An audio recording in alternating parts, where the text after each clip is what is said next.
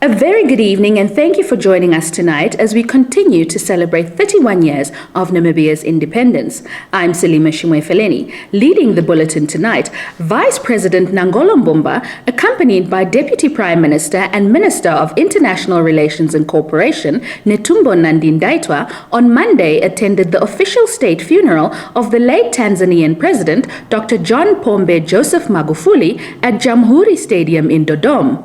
The Vice President was representing President Dr. Hage Geingob. Giving his remarks, Mbumba said the late Magufuli will be remembered for his determination, speed and bravery. Let me remember two things about His Excellency late John Pombe Magufuli. Tanzania succeeded Namibia as chairperson of SADC. And it's the first time Namibia was leading Tanzania. The first time Namibia chaired something and Tanzania followed. And we're proud of that for the first time. And when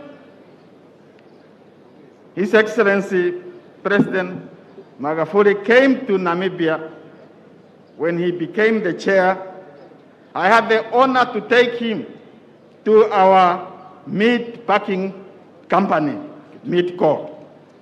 And he showed that he's a man who has energy, who has determination, who has speed, but he has one thing he does not have is time to waste. That was not part of his things. He also opened the embassy. For the first time, there is an embassy of the United Republic of Tanzania in Windhoek right now. So when you come there, you will not get lost. On the issue of Swahili, we are all in agreement. One of my president's call to his people is always to say, we want to move in the same direction. We want to Harambe. Late John Magufuli was an all-African fighter and all-African leader. Therefore, on behalf of my president and on behalf of the government and people of Namibia, let me say, may the brave and courageous soul of John Pombe Joseph Magufuli rest in eternal peace. Health and Social Services Executive Director Ben Nangombe on Monday announced 118 new cases identified from 761 results received from the laboratories in the last 24 hours. This represents 16% of the positivity ratio. The Executive Director also announced 4 more COVID-19 deaths. Today we announced 118 new COVID-19 confirmed cases, identified from 761 results received from the laboratories in the last 24 hours. The cases are distributed regionally as follows: Kunene region 28,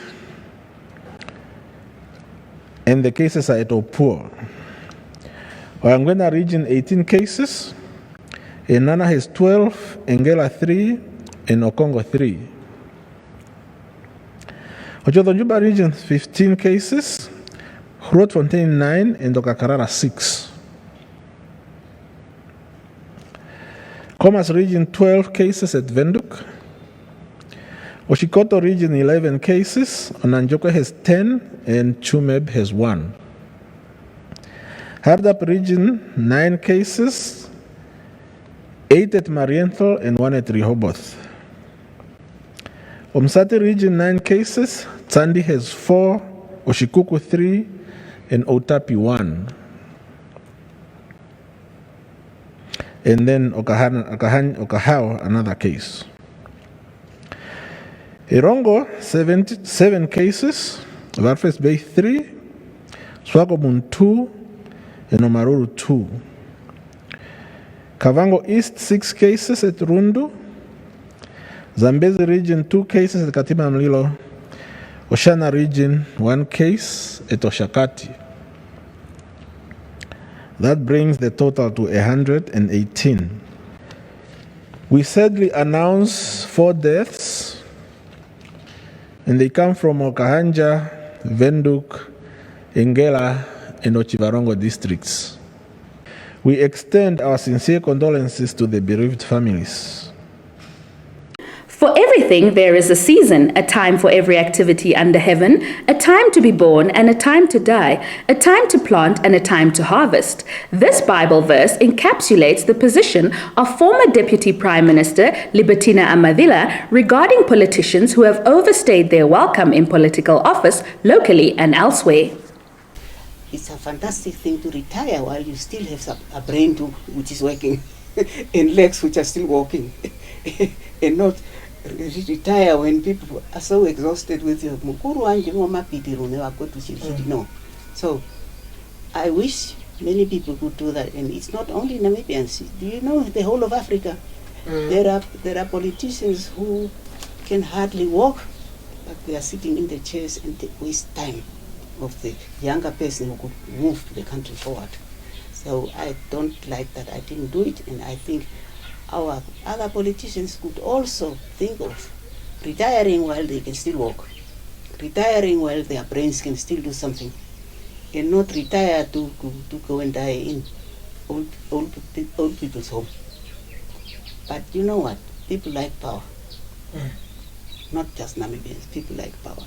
I don't know what power brings them, but power is hard work. But I don't think they are so hardworking that they want to do hard work. They just want to sit there and maybe think that there's money. There's not much money in politics, unless you are stealing, maybe. And even when you are stealing, how do you steal the money? So reasons for staying on is purely power, I think. The Namibian police force Nampol at Oshakati in the Oshana region reported the death of a 31-year-old woman in the Oshakati State Hospital after she sustained injuries from a road accident. Inspector Thomas Ayambo of Nampol's Community Affairs Office in the Oshana region said the crash occurred around 20 minutes past 6 in the evening on Monday near Otuwala village on the Oshakati-Okahawo Road. Ayambo indicated that it was a head-on collision between a station wagon and a sedan.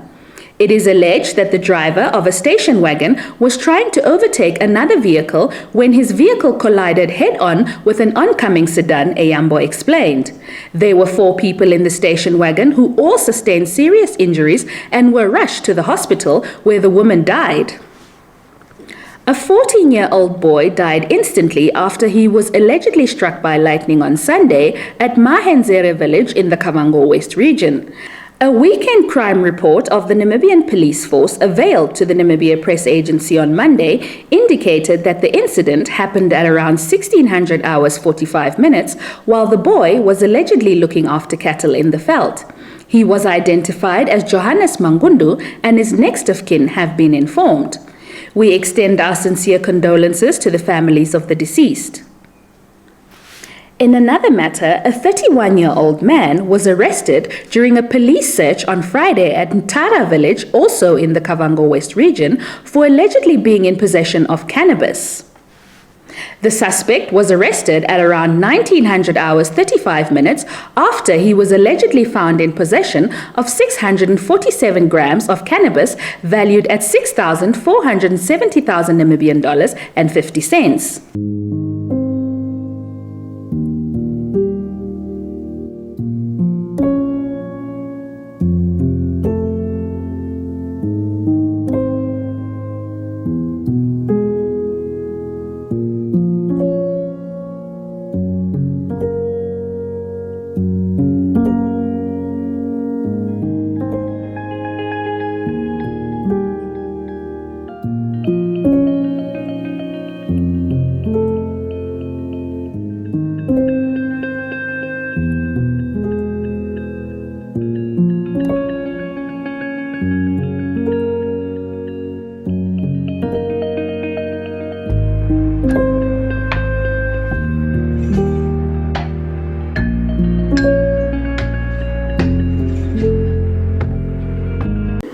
Operators of seven-seater taxis in the Kavango East and Kavango West regions have called on government to allow them to transport passengers over long distances within the regions.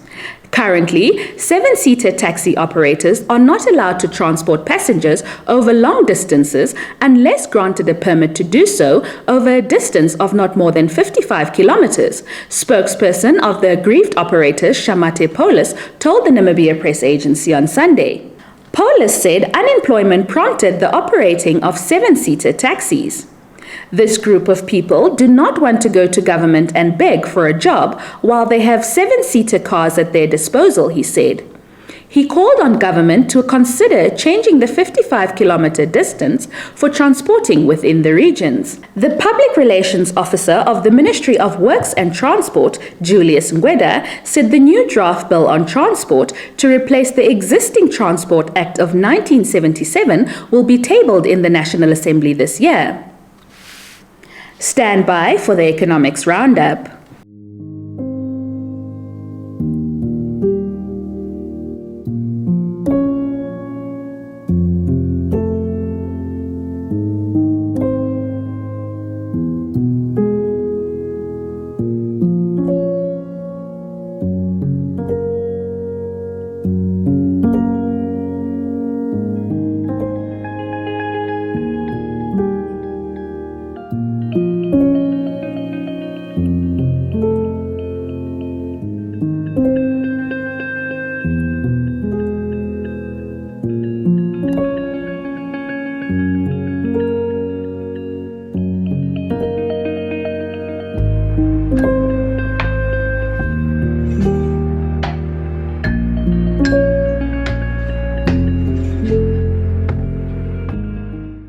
We've come to the end of our top section. Kindly stand by for your sports news with Shalva Wells.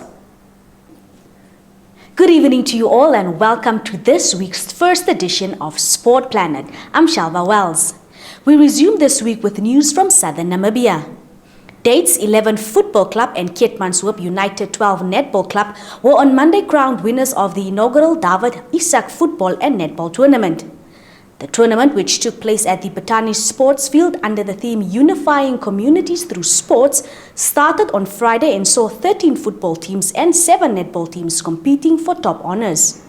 Dates 11 of Nauda Dam beat Touch and Go Football Club from Botani 1-0 in the final of the tournament to walk away with 15,000 Namibian dollars, a floating trophy and 20 gold medals. Touch and Go received 7,000 Namibian dollars and 20 silver medals. Keetmanshoop United walked away with 10,000 Namibian dollars and a floating trophy, while the Nampel Netball Club and Orange River received 6,000 Namibian dollars and 4,000 Namibian dollars for finishing second and third place respectively. In Bundesliga news, Bayern Leverkusen today sacked head coach Peter Bosz and brought in Hannes Wolf in a bid to stop their slide down the Bundesliga table after having been top in December. The 57-year-old boss has been replaced by former Germany under-18 coach 39-year-old Wolf until the end of the season, with Leverkusen currently 6th in Germany's top flight. Wolf won the second division title with Stuttgart in 2016 and 17, but was sacked after a season at Hamburg after failing to get them back into the Bundesliga in 2018 and 19. On to rugby news. 6 days after beating Wales in a frantic finale, France need another monster attacking performance against Scotland on Friday, but must keep their cool to win a first Six Nations in 11 years. Le Bleu, who denied Wales a second Grand Slam in 3 years last Saturday by beating them 32-30 after coming back from 10 points and a man down in the last 10 minutes, must prevail by 21 points with a bonus point to finish top of the table. A 20-point bonus win will be enough to claim the title if they score 6 tries, but if they win by 20 points and score 5, they will share the title with Wales. We will return shortly after the sports roundup.